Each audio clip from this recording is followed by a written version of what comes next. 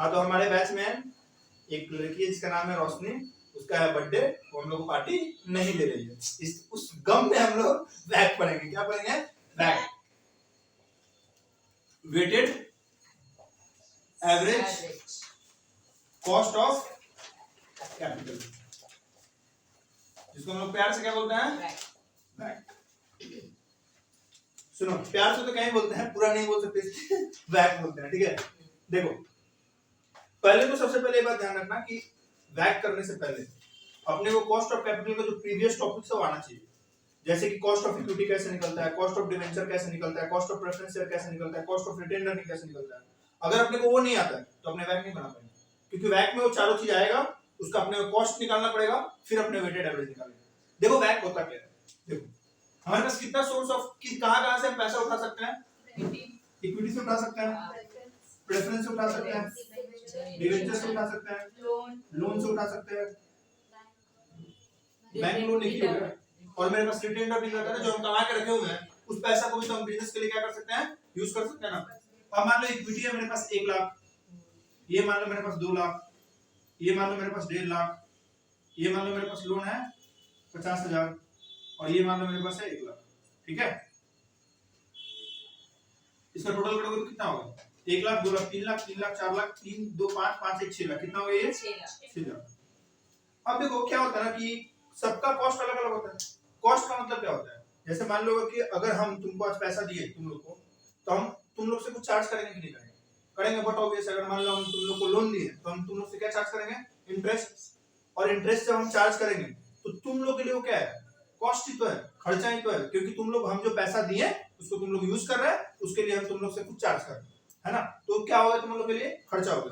उसी तरीके से जब कंपनी अलग अलग तरीके से पैसा उठा रहा है, इक्विटी, प्रेफरेंस, डिवेंचर, लोन, तो उन लोग के लिए भी तो एक तरह से जो पैसा उठाया, जो पैसा बंदा दिया है, उसके बदले कंपनी को कुछ देना पड़ेगा, और जब कंपनी देगा तो कंपनी के लिए क्या होगा? कॉस्ट। जब इंडिविजुअली निकालते हैं तो हम लोग बोलते हैं cost of equity, preference, cost of debentures, cost of loan, cost of retained earning. लेकिन जब हम टोटल निकालेंगे तो देखो क्या होगा। कॉस्ट ऑफ इक्विटी मान लो 15% है, ये 16% है, ये 5%, ये मान लो 18% है, ये 16% है, ये 12% है, ये 10% है, और ये मान लो 18% है। ठीक है, तो अगर हम बोले तुम लोग को कि कॉस्ट ऑफ इक्विटी कितना, तुम लोग बोल देगा 18%, कॉस्ट ऑफ प्रेफरेंस कितना, बोल देगा 16%, कॉस्ट ऑफ रिटेन कितना, 18%। बट अगर हम बोले तुम लोग को कि भाई तुम लोग कंपनी का कॉस्ट ऑफ कैपिटल बताओ, हमको इंडिविजुअली जानने से फर्क नहीं पड़ता, हमको जानना है कंपनी एज अ होल का जो पैसा यूज कर रहे हैं हम बिजनेस करने के लिए, उसका कॉस्ट क्या है। तो तुम लोग को क्या टोटल बताना पड़ेगा ना। अब टोटल तुम लोग सबको जो भी थोड़ा बताएगा, उसका तुम लोग क्या करता है? Weighted average. जैसे अगर मान लो तुम लोग स्टूडेंट, ठीक है, हम तुम लोग का एग्जाम लिए, और तुम लोग का एग्जाम लेने के बाद मान लो तुम्हारा 70 है, तुम्हारा 80 है, तुम्हारा 90 है, तुम्हारा 95 है, तुम्हारा 98 है, तुम्हारा 99 है, आउट ऑफ 100। ठीक है, कहां से इतना आ जाए? 99 98 मार्क्स सुन रहे हो कितना बोल रहे हैं? ठीक है, जो नहीं आएगा तुम लोग का, मेरे को इतना तो भरोसा है खुद के ऊपर, मैं पढ़ाने के ऊपर भरोसा है, इतना तो नहीं आ सकता है, नहीं आ जाएगा, पूरा अटेंड करना है। तो जैसे हमको इंडिविजुअली नहीं जानना है, हमको जानना है कि जो 6 सेमेस्टर का बैच है, उस बैच में ऑन एन एवरेज बच्चा लोग कितना उठा रहा है। तो क्या करोगे तुम लोग? 70 plus 80 plus 90 plus 95 plus 98 plus 99 सबको ऐड कर दो, डिवाइडेड बाय 6, एवरेज कर दो, आ जाएगा ना। उसी तरीके से हम इसका भी एवरेज कर देंगे, बट इसको हम लोग क्या करेंगे? वेटेड एवरेज करेंगे, क्योंकि यहाँ नंबर सबका अलग अलग है, तो इसको हम लोग क्या करेंगे? वेट निकालने आता है। 1 लाख बटा में 6 लाख तो इसका वेट आएगा, फिर 2 लाख बटा में 6 लाख तो इसका वेट आएगा। तो वेट निकालो जल्दी जल्दी। कितना? इसका 6 आएगा। वेट कैसे निकलेगा? 1 lakh divided by 6 lakh, 0.167, right. 3 digit तक वेट लेना, कितना? 3 डिजिट तक। आगे बताओ। डिवेंचर का आएगा 0.25, 0.25, और प्रेफरेंस का आएगा 0.3333। नेक्स्ट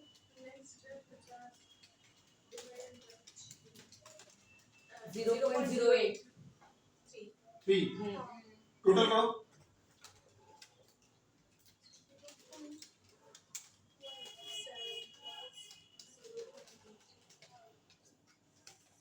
वन आ रहा है कि नहीं आ रहा? 1 आ रहा है टोटल इसका? 1 आ रहा है? 1 नहीं आएगा मतलब गलत। बट ऑब्वियस है ना कि जब इसी से हम डिवाइड कर रहे 6 लाख से, तो ऑब्वियस है कि 1 ही आना चाहिए, नहीं तो क्या होगा? वो गलत होगा। ठीक है, अच्छा अब क्या करना है हमको वेटेड एवरेज निकालना है। तो वेटेड एवरेज है ना, हम लोग बहुत जगह वेटेड एवरेज निकालना सीखे ना, तो बस अब इसको इससे मल्टीप्लाई कर दो सबको। 18 इंटू ये, मतलब मान लो अगर ये है ए, ये है बी, ये है सी, ये है डी, 006 इसको दो डिजिट सर करना आप है। पूछ लीजिए सर उसका हाँ 2 वही है 3.01 नेक्स्ट 5.328 5.33 नेक्स्ट 3 3 पूरा ठीक है। नेक्स्ट 0.83 नेक्स्ट सर वो 0.006 ये ठीक नहीं है क्या? सर वो उतना ही आया ये कितना है? 3.006 6 3.01 है ना, टोटल करो ठीक है ना भाई। रख दो फोन, नहीं तो बाद में रोने लगोगी।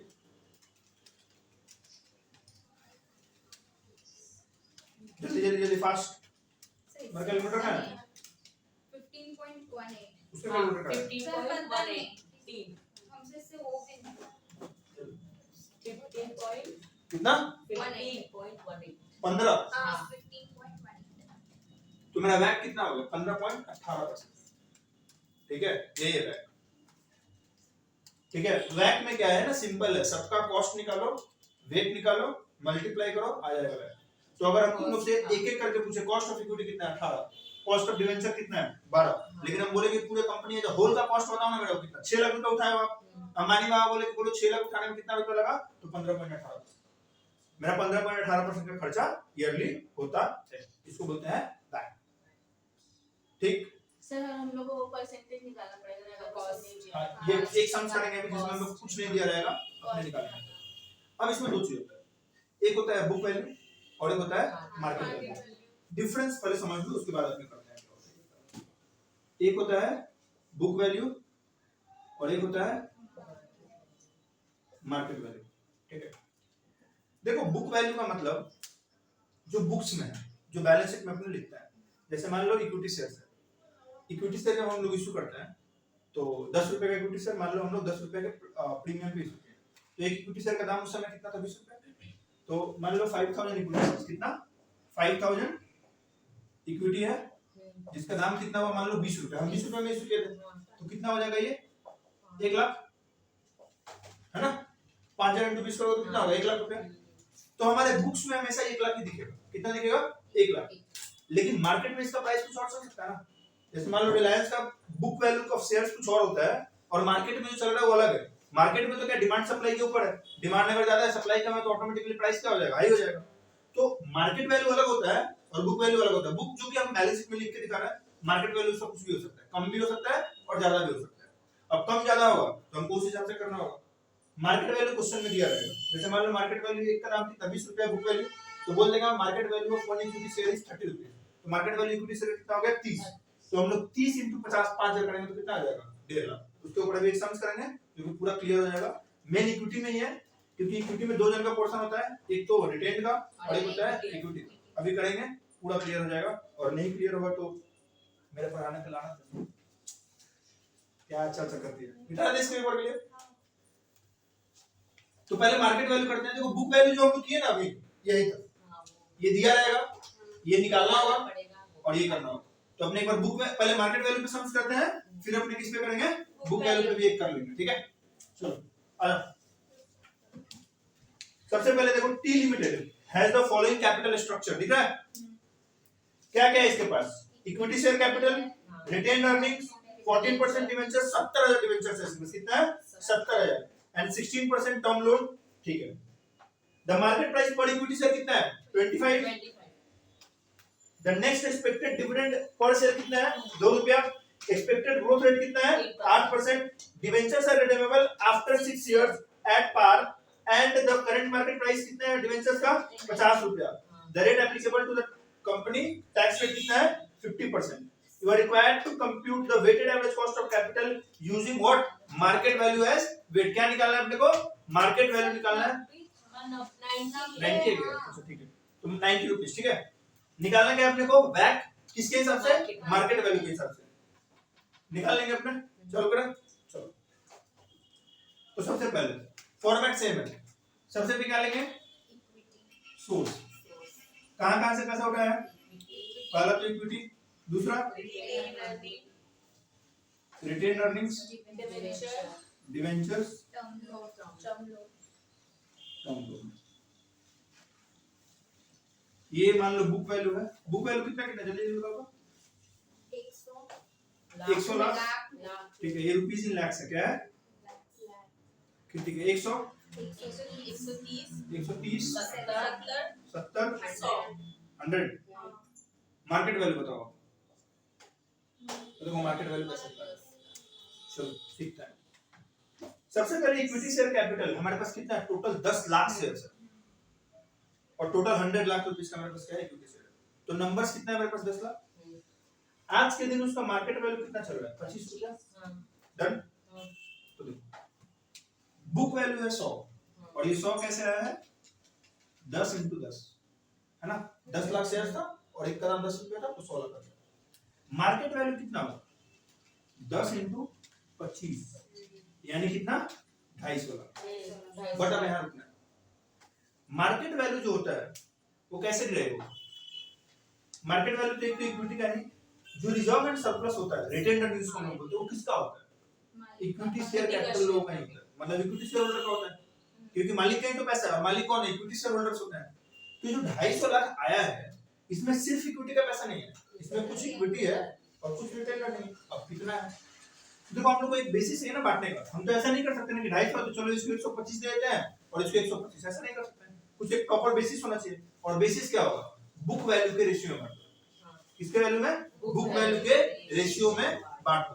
तो अगर हम बात करें यहाँ पे equity is to retained earning है ना, तो इक्विटी कितना है 100, रिटेन अर्निंग कितना है 130, तो रेशियो कितना होगा 5:10:13 कितना होगा, है ना, 0 0 कट गया, 10:13।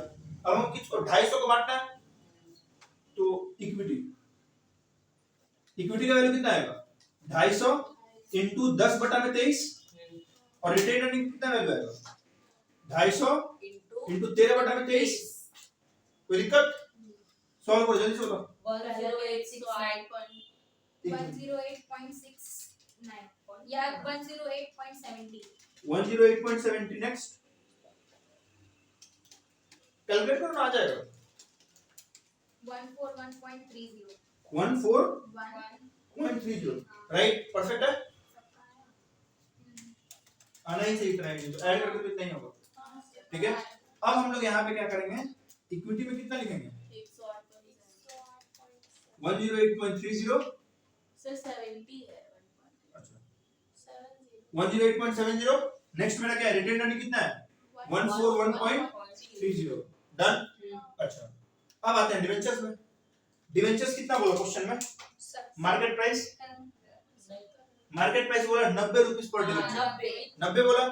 हमारे पास टोटल डिवेंचर्स कितना नंबर था 70,000, क्वेश्चन में साफ साफ लिखा है कितना है 70,000, तो मार्केट वैल्यू कितना होगा 70,000 × 90, तो कितना होगा ये 63, है ना, क्योंकि रुपीस इन ये भी क्या है लैक्स में, क्या है, कोई क्लियर, कोई डाउट है, नहीं।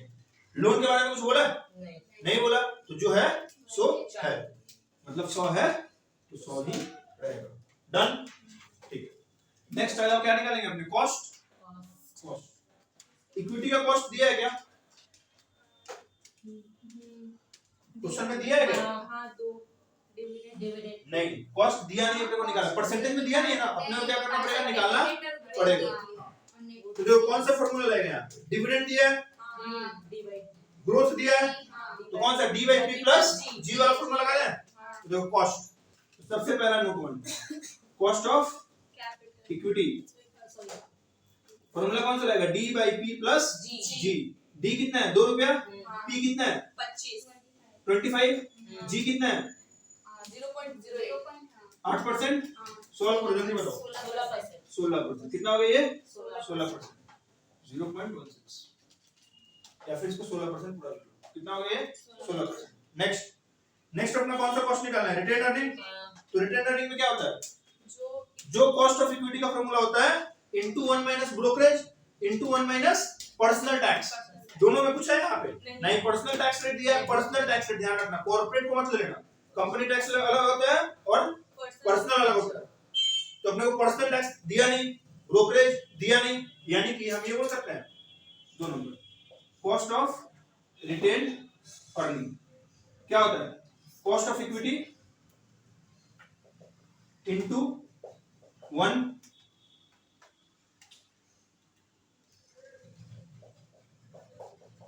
ये होता है, ये कुछ है नहीं, ये कितना 16% आया हुआ है, इनटू 1 इक्वल कितना होगा 16% ही हो जाएगा, तो ये कितना होगा 16%, मतलब ये भी क्या होगा 16%।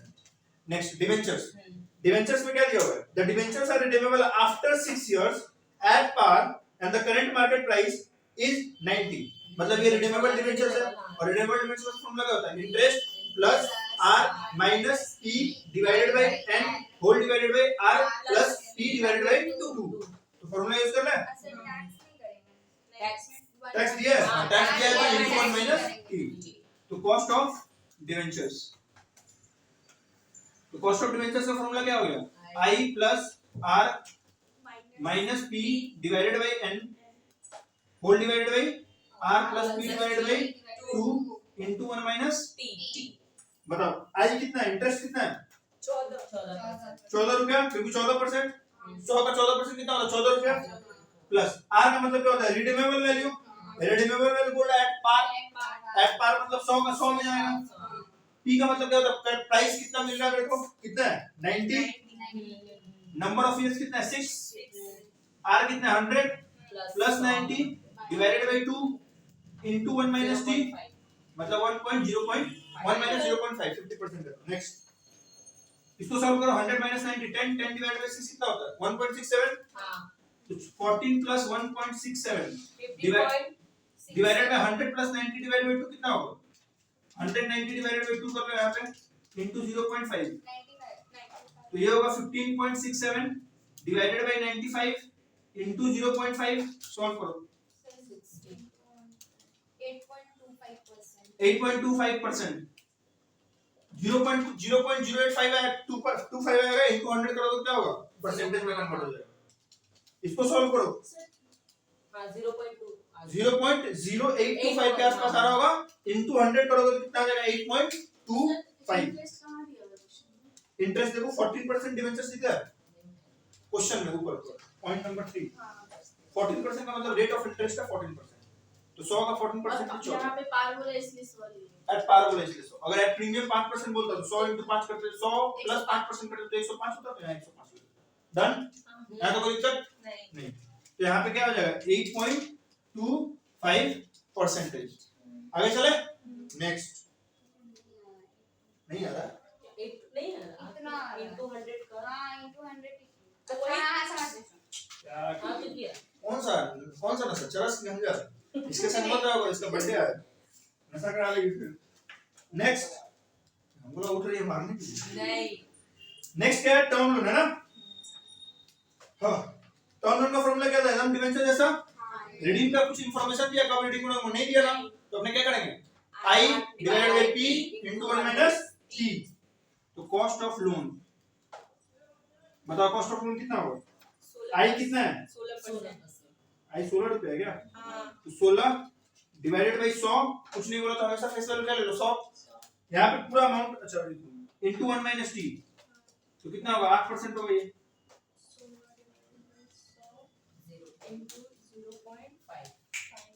डन, या तो इसको ऐसे कर लो और या तो इसमें क्या कर सकता है, ये से पूरा लोन कितना था 100 लाख, नहीं यही तो ठीक है, ऐसे 100 रुपए लेके कर लो, और या तो जो पूरा लोन रहे ना उसका पूरा इंटरेस्ट कैलकुलेट करो, तो 100 लाख का कितना होगा 100 16 रुपया डिवाइडेड बाय कितना 100, यहाँ पे एक्चुअली 100 ही दिया है, मान लो 200 रहा था, कितना रहा था 200, तो क्या करते हैं 200 का 16% कितना होता है 32, तो ऊपर लेते 32 divided by 200 into 1 minus 0.5, same ही आता है, या तो ऐसे करो और या तो 100 रुपीस लेके करो, ठीक है, तो कितना है 8% आया, ठीक है, जब मिटाइएगा बता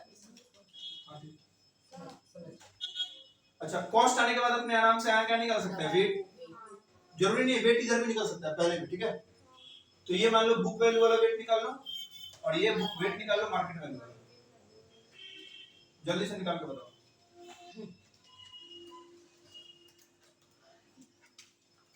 तो पहला का होगा 10,870 10,000 क्या बोल रही हो? 10870 नहीं नहीं 100 into 108.7 सर पहले का 0.25 आएगा पहले का 0.2 400 डिवाइडेड बाय कैसे कर रहा है? 100 डिवाइडेड बाय 400 अच्छा सॉरी 0.325 दूसरा 0.25 हम डिवाइड नहीं इंटू कर रहे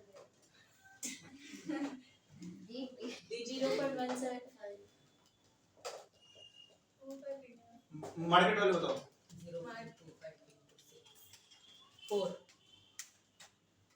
मार्केट वैल्यू क्या? 4 नहीं आएगा। अरे इधर का इंटू यहाँ 16 4।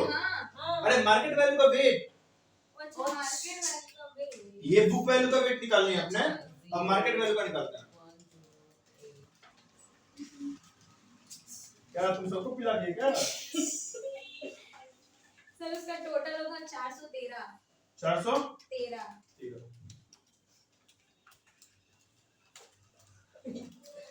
पहला होगा 0.26 108 डिवाइड बाय 413 0.26 नेक्स्ट 0.263 लेंगे सर 3 डिजिट ठीक है 3 डिजिट दूसरा का 0.342 चौथा का 0.152 153 फाइनली 0.242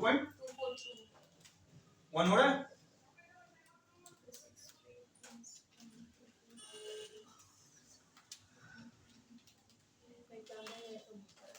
ये तो कोई एक कुछ हाँ आ गया 0.25 सर अब इंटू किससे Four. करेंगे हो रहा है। मार्केट वाली बोल रहे थे सर देखो जो निकालने बोला वो निकाल लो, हम दोनों सम इसी में करवा दिए, बुक वैल्यू भी और मार्केट वैल्यू। क्या किए हैं देखो, अगर क्वेश्चन में मान लो सिर्फ मार्केट वैल्यू, जैसे ऐसे क्वेश्चन मार्केट वैल्यू, तो ये बुक वैल्यू लेंगे ही नहीं, और यहाँ पे बुक वैल्यू नहीं लेंगे, सिर्फ मार्केट वैल्यू लेंगे। लेकिन क्वेश्चन में दोनों बोल दिए तो बुक वैल्यू बना देंगे, मार्केट वैल्यू बना देंगे, बुक वैल्यू भी और मार्केट वैल्यू, मतलब इसमें दोनों कवर हो जाता है, बुक वैल्यू भी और मार्केट वैल्यू भी, तो हमको दोनों ही करना पड़ेगा। समझ आया क्या बोले? अगर सिर्फ बुक वैल्यू पूछे तो मार्केट वैल्यू मत करो, और यहाँ भी मार्केट वैल्यू मत करो, बस बुक वैल्यू कर लो। अब क्या करना है? बैक निकालना है, क्या निकालना है? बैक। एक बार हम निकाल लेते हैं बुक वैल्यू से, और एक बार निकाल लेंगे मार्केट वैल्यू मार्केट वैल्यू से। सिंपल है, बुक वैल्यू को ये इनटू ये, मार्केट वैल्यू किसके लिए? ये इनटू ये। 4.208 market A B C D E F, मेरा फोन में फोन तो बुक वैल्यू कितना होगा? डी इनटू ई, और ये कितना होगा? हेलो हमारे यहाँ ट्यूशन डी इनटू एफ। क्या उस्मा। बोलो ना मल्टीप्लाई करो, ये कितना होगा? 4। उसका आएगा 4.2 मार्केट क्या हो गया? तबीयत ठीक है ना? कितना है 4? अगला इसका कितना होगा? 4.21 4.2 4.21 नेक्स्ट 4.208 आ रहा है तो तो 1 होगा। जीरो का रेट आगे आगे आगे जल्दी जल्दी फास्ट। 5.2 क्या बुक वैल्यू? हां 5.2।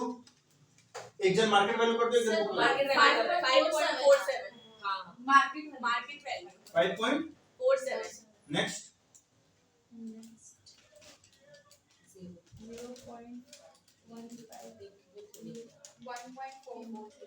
1.4 मार्केट वैल्यू। हां हां 1.6 नहीं 126 हां 26 नेक्स्ट मार्केट वैल्यू होगा 1.94 इसका 2 होगा, हां उसका होगा इसका 2 ठीक है ना? 9 उसका होगा 1.93 सर 1.93 ऐड करो। सर 1.94 होगा 6 सर वहाँ पे 1.44 होगा। अरे भाई क्या सर ये- मार्केट वैल्यू बुक वैल्यू के लिए 12.63 12.63 मार्केट वैल्यू होगा 12.88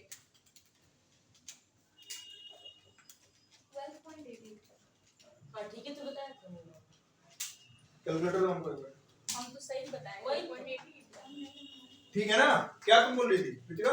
सर वहाँ पे 1.44 होगा। ये वाला हाँ कैसे? तो सर ये देखिए 1.43 8.2 1.2 हमने बताया। बाकी तो ठीक है ना? 12.64 ठीक। एडिशन ठीक से किया होगा आई बिलीव कि हाँ सही। हो गया डन। तो ये था मार्केट वैल्यू और बुक वैल्यू में किस तरीके से निकलता है, देखना।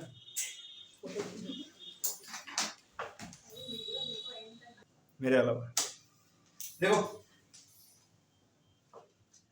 एक होता है marginal cost of capital. Marginal cost of capital का मतलब, मान लो आपके पास पहले 100 करोड़ था, अब मान लो आप और 50 करोड़ उठाए, तो आपके पास टोटल कैपिटल कितना हो गया? 150 करोड़। 100 था, 50 करोड़ उठाए तो कितना होगा? 150 करोड़। तो इस 50 करोड़ को जो आप एक्स्ट्रा पैसा उठाए हो, इसके लिए कुछ लगेगा या नहीं लगेगा? लगेगा ना। तो जो एक्स्ट्रा पैसा लगा उसको हम लोग क्या बोलते हैं? Marginal cost of capital. बुझे? बुझे तो गई नहीं। चलो देखो पढ़ो। सबसे पहले क्या इक्विटी? इक्विटी कितना है? 6000 लाख। 15%। प्रेफरेंस कितना है? 1000। क्वेश्चन में दिया है 10%, फिर 4000 12%, रिटेन अर्निंग 1000 18%। नेक्स्ट क्या है? Equity, preference share capital, debt और रिटेन अर्निंग। तो ये एडिशनल रिक्वायरमेंट है। क्या है? एडिशनल मेरे को इतना चाहिए। अपने एग्जांपल में 100 था, 50 और चाहिए था, तो यहाँ पे एडिशनल मेरे को कितना चाहिए? 4000 2000 3000 1000। कॉस्ट भी दिया हुआ है, सिंपल है ना। इसमें लेंगे कौन वाला, ऊपर वाले की तो नीचे? अपने को क्या करना है? मार्जिनल निकालना है। तो मार्जिनल हमेशा ध्यान रखना, जो एक्स्ट्रा पैसा मिलेगा, जो मतलब एक्स्ट्रा पैसा उठाएंगे उससे मतलब है। तो एक्स्ट्रा कितना कितना चाहिए? 4000 2000 3000 1000। हम लिख रहे हैं 4000। नेक्स्ट प्रेफरेंस कैपिटल प्रेफरेंस कितना है? 2000, next debt 3000, debt 3000, retained earning 1000, retained है 1000। 1000। अब 1000 रुपया नहीं दूसरी तरह सुबह नहीं हम पूरा लिखे, जितना लिखे ना अमाउंट। सुबह। अब बताओ, कॉस्ट ऑफ कैपिटल भी दिया ना? कितना कितना दिया? 18 12% 16 16 18। 18। वेट निकाल ले। कितना कितना है? 4 2 6 6 3 9 1 10। पहला का आएगा 0.4, मत बताओ, हमको दिल नहीं। 0.4 0.2 0.3। My math is very fast. Math बहुत स्ट्रांग है। ठीक है, देखो अब मल्टीप्लाई करो। वैट 7.2 कितना होगा? ये होगा 7। मत बताओ, बोले ना 7.2 2.4 4.8। टोटल करो। अब कीजिए 16.9 9 9 9 5 कितना होता है? 16.2। इसका ये क्या हो गया तुम लोग का? वैट। ये है मार्जिनल कॉस्ट ऑफ कैपिटल। क्योंकि आपको जो एडिशनल पैसा चाहिए उसके लिए मेरा कॉस्ट कितना लगेगा। देखोगे अगर तुम लोग दोनों में डिफरेंस है। कॉस्ट नहीं दिया रहा था, कॉस्ट कॉस्ट नहीं दिया रहा तो